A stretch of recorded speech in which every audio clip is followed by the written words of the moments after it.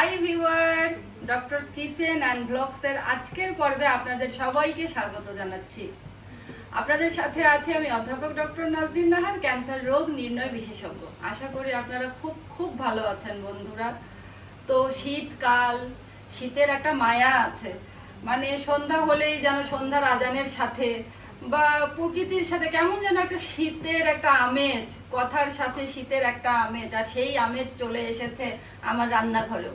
তো রান্নাঘরে চলছে জমজমাট রান্না। আমার দুলাভাই আসবে, একমাত্র দুলাভাই। তো তার জন্য উনি যেই রেসিপিগুলো পছন্দ করেন, আসলে বোনও আসবে তাই না, বারবার দুলাভাইয়ের কথাই বলছি।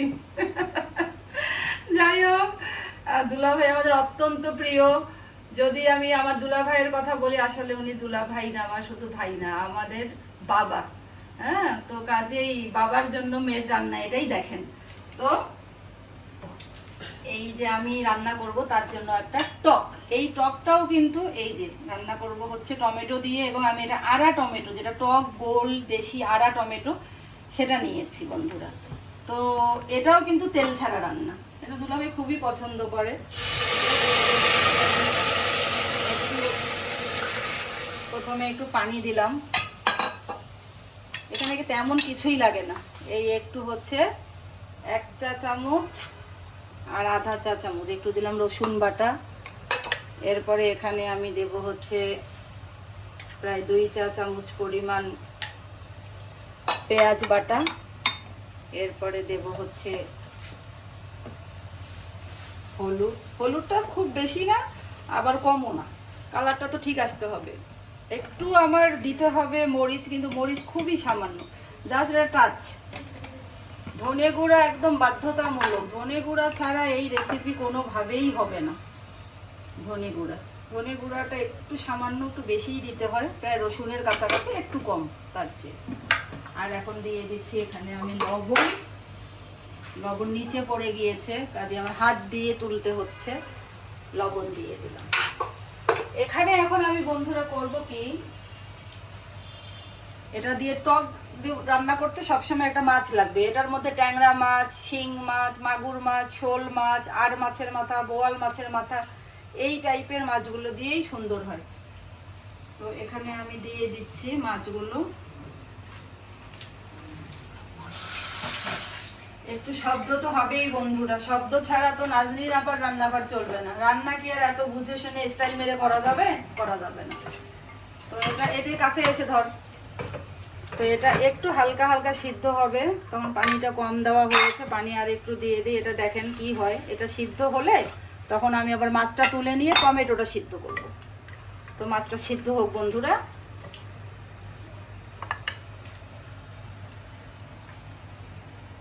বন্ধ করে দে।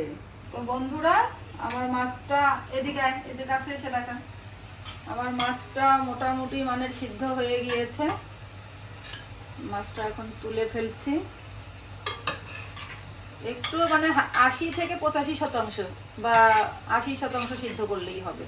বেশি সিদ্ধ করলে পরে তো আবার আমি একটু সিদ্ধ করব টমেটোর সাথে।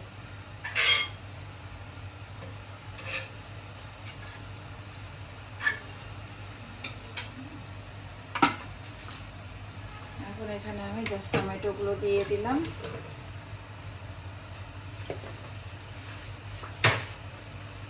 সামান্য একটু পানি দিয়ে দিচ্ছি, সিদ্ধ হোক, জিনিসটা সিদ্ধ হোক। মোটর টোকা টুকি এগুলো চলবে।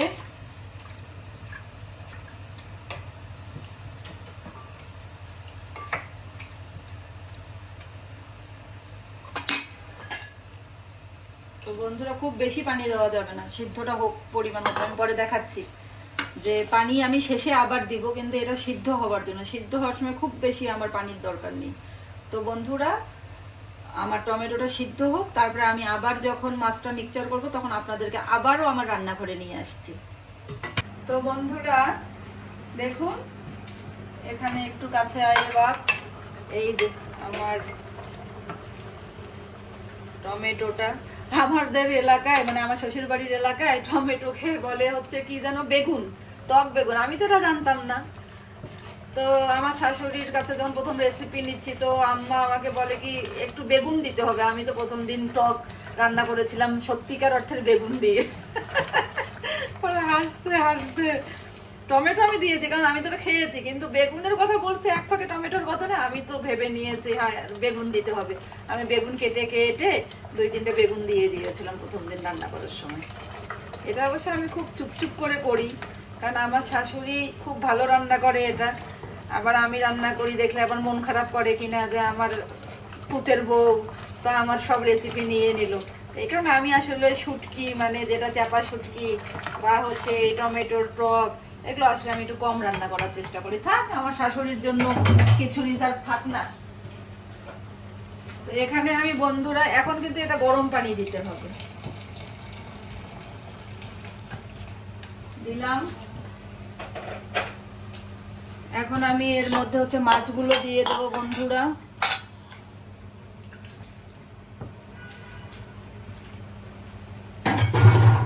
এরপরে এখানে আমি দিয়ে দেবো এই যে টক বড়াই, গোটা চিড়ে ধুয়ে রেখে দিয়েছি।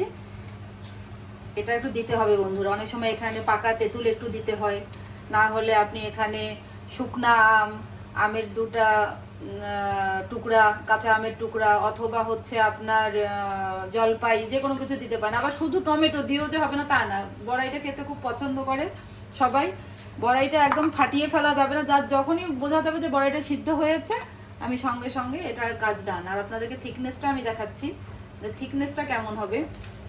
একটা ডাবো নিয়ে আসি বন্ধুরা। তো আমার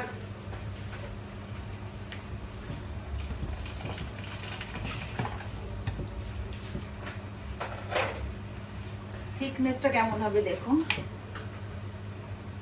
এই যে মানে একেবারে পানি পানি না, এটা তো আরেকটু টানবে। আবার বড়াইটা ফেটে গেলে একটা ঘনত্ব আসবে, নিচে ঘন আছে তো এইরকম, মানে একেবারে মানে পাতলা না, আবার একেবারে থিকও না, তবে থিকের চেয়ে পাতলাটা ভালো। আমি একটু পরে ধনেপাতা দেবো বড়াইটা সিদ্ধ হওয়ার সাথে সাথে। তো তখন আবার আপনাদেরকে ঘুরিয়ে আনবো আমার ক্যামেরার সাথে। তো বন্ধুরা দেখুন আমার এখনো বড়াইটা কিন্তু একটু, এই যে দেখা যাচ্ছে রে, একটু ফাটা ফাটা ভাব হয়েছে, যে এই যে একটু হালকা ফাটা ফাটা ভাব হয়েছে, কিন্তু এখনো কিন্তু ফেটে যায়নি। বেশি ফেটে গেলে জিনিসটা পুরাই পিচ্ছিল হয়ে যাবে, খাওয়ার মজাটা কিন্তু কমে যাবে। আর লবণটা আপনারা চেক করে নেবেন বন্ধুরা, লবণ খুব বেশি এটাতে ভালো লাগবে না, লবণটা মিডিয়াম ক্যাটাগরির দিবেন আপনারা। তো এই ধনেপাতাটার ফ্লেভারটা ধীরে ধীরে গরমে একটু জাস্ট শুধু মিশতে থাকুক। এখন দেখুন আমি বললাম না যে একটু পরে এখন আরেকটু ঘন হবে ঝোলটা। আর কালারটা যে এত সুন্দর এসেছে, মাশাআল্লাহ মাশাআল্লাহ। আপনাদেরকে খাওয়াতে পারলে বন্ধুরা খুবই ভালো লাগতো আমার। তো আমার রান্নাটা কমপ্লিট, এখন টেবিলে নিয়ে গিয়ে আপনাদের সাথে দেখা করছি। বন্ধুরা কত সহজেই দেখলেন তো, একটা আমি মাগুর মাছ দিয়ে একটা টমেটোর টক রান্না করলাম, আর সাথে দিয়েছি একদম দেশি টক বড়ই। তো বন্ধুরা এই খাবারটা খুবই হেলদি, আপনারা ট্রাই করবেন, বাচ্চাদের জন্যও ভালো। অনেক সময় মুখে রুচি থাকে না, শরীর খারাপ লাগে, খেতে ইচ্ছা করে না, তো এই রেসিপিটা তখন আপনারা ট্রাই করবেন। তো অনেকে বলতে পারেন বড়াইয়ের ভিটামিন সি তো চলে গেল, তো তাতে কিছু যায় আসে না। অনেক সময় আমরা টেস্টের জন্য একটু ভিটামিন সি নষ্ট হলে সমস্যা নেই, এটার সঙ্গে আরো অনেক টাইপের মিনারেলস আছে, সেগুলো তো আমাদের কাজে লাগবে। তো বন্ধুরা এই রেসিপিটি ট্রাই করবেন, আর আমার রেসিপি, আমার ভিডিও যদি ভালো লাগে লাইক দিবেন। আর আমার চ্যানেলের সাথে তো আমার বন্ধুরা অবশ্যই থাকবেন, থাকতে হবে, এটা আমার এই বছরের দাবি। তো সবাই খুব খুব ভালো থাকবেন। আল্লাহ হাফেজ।